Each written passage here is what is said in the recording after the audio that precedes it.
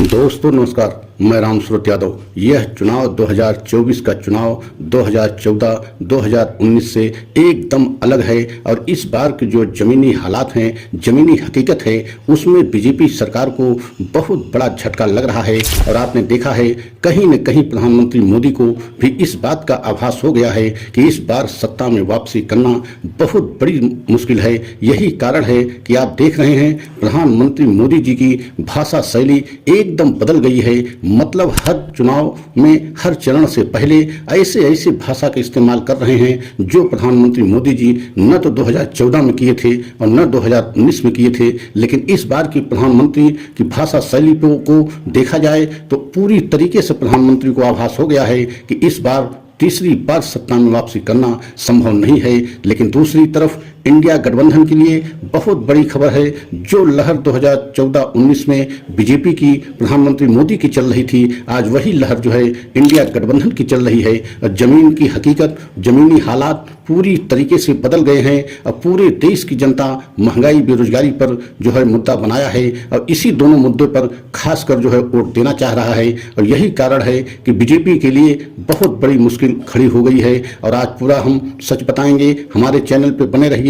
अगर पहली बार हमारे चैनल को देख रहे हैं तो लाइक सब्सक्राइब जरूर करें और वीडियो को अंत तक जरूर देखें, तभी पूरा सच समझ में आएगा। तो सबसे पहले आपको ये बताना बहुत जरूरी है कि चुनाव से 2 महीने पहले, मतलब जब राम जो है अयोध्या में उद्घाटन राम भगवान का हुआ, उस समय तक जो है बीजेपी बहुत अच्छी स्थिति में थी। लेकिन जैसे जैसे चुनाव नजदीक आता गया, बीजेपी के लिए मुश्किल बढ़ती गई और बड़े बड़े जो है जो जानकार राजनीतिक पंडित और राजनीतिक विश्लेषकों ने तो यहाँ तक अंदाजा लगाया है कि 4 जून को मोदी सरकार एकदम बदल रही है और इंडिया गठबंधन की सरकार बन रही है। जो जमीनी हालात हैं उसको देखते हुए कुछ जो है बड़े बड़े जानकार एवं ईमानदार जो है राजनीतिक विश्लेषकों ने, खासकर जैसे योगेंद्र यादव हैं, अशोक वानखेड़े हैं, उनका स्पष्ट कहना है कि इस बार इंडिया गठबंधन को बहुत बड़ी बढ़त हर राज्यों में मिल रही है। हर चरण के चुनाव में इंडिया गठबंधन को बढ़त मिल रही है और 5 चरण के जो अभी तक चुनाव हुए हैं उसके मुताबिक जो है इंडिया गठबंधन को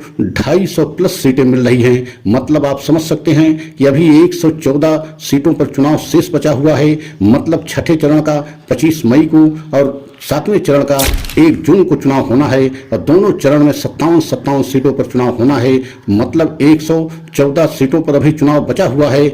इसके अलावा 5 चरण में जो 479 सीटों पर चुनाव हो गया है, उसको देखते हुए एक तरीके से पूरी तरीके से जो है बड़े बड़े राजनीतिक पंडितों ने आश्वस्त हैं कि इस बार इंडिया गठबंधन की सरकार बनने जा रही है। अगर 5 चरणों में 250 प्लस सीटें इंडिया गठबंधन जीत रहा है तो बचे हुए 2 चरण में अगर 40 से 50 सीट भी इंडिया गठबंधन को मिला तो बहुत आराम से इंडिया गठबंधन की सरकार बन सकती है। और यही कारण है कि बीजेपी में एक तरीके से अंदर ही अंदर भूचाल आ गया है।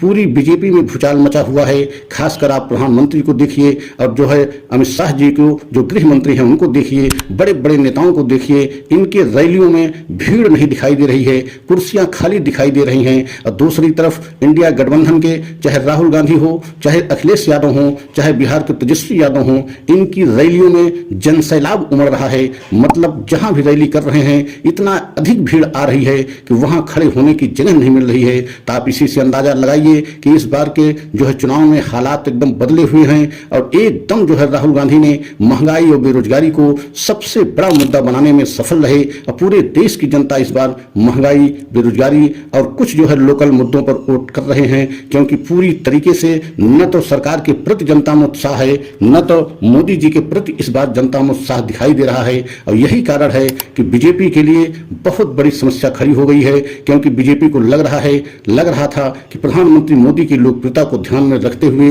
पूरे देश की जनता जो है तीसरी बार उनको सत्ता में वापसी में लाने में मदद करेगी। लेकिन ऐसा दिखाई नहीं दे रहा है। क्योंकि आप देख रहे हैं जमीनी हालात जो है एकदम बदले हुए हैं और जहां भी रैलियां जो है प्रधानमंत्री को हो रही हैं 2014 और 2019 की अपेक्षा बिल्कुल उनकी रैलियों रैलियों में भीड़ दिखाई नहीं दे रही है। और जबकि 2014 और 2019 में प्रधानमंत्री की रैलियों में जनसैलाब उमड़ रहा था, लेकिन वही जनसैलाब आज इंडिया गठबंधन के बड़े बड़े नेताओं के रैलियों में उमड़ रहा है। इसका मतलब है कि पूरी तरीके से जमीनी हालात बदल गए हैं। और यही कारण है कि प्रधानमंत्री मोदी की हर चरण से पहले भाषा शैली बदल जा रही है। आप कल्पना कीजिए, एक प्रधानमंत्री के भाषा शैली मंगलसूत्र और भैंस और कमर तक ले लेने की बात अगर आ जाती है तो इसका मतलब है कि प्रधानमंत्री मोदी जी बेहद हैरान परेशान हैं और उनको कहीं न कहीं अपनी हार दिख रही है। और यही कारण है कि इस बार प्रधानमंत्री मोदी को तीसरी बार वापसी करना एकदम मुश्किल लग रहा है। और दूसरी तरफ आप देख रहे हैं इंडिया गठबंधन के सभी नेताओं को किस तरीके से उत्साहित हैं और उनको पूरी तरीके से विश्वास है और उनको दिखाई दे रहा है कि हम 4 जून को सरकार बनाने जा रहे हैं। और जनता में भी यही विश्वास दिखाई दे रहा है। और बदलाव को ध्यान में रखते हुए लग रहा है कि जनता भी इस बार वोट कर रही है। जनता को भी बदलाव चाहिए। यही कारण है कि बहुत जगह ऐसे जो है प्रधानमंत्री मोदी की रैलियों में एकदम भीड़ नहीं दिखाई दी, जिससे प्रधानमंत्री मोदी भी परेशान हैं। बीजेपी के पूरा आला कमान परेशान है। बीजेपी के बड़े बड़े नेता, गृह मंत्री जो है अमित शाह जी परेशान हैं। राजनाथ सिंह जो बहुत बड़े नेता लखनऊ से लड़ रहे हैं चुनाव, वो भी परेशान दिखाई दे रहे हैं। इसका मतलब है कहीं न कहीं बीजेपी की वापसी संभव नहीं दिख रही है। अगर हमारा यह वीडियो अच्छा लगा हो तो लाइक सब्सक्राइब करें, कमेंट के द्वारा अपनी राय दें। अगला वीडियो पुनः लेकर के आएंगे। जय हिंद, जय भारत।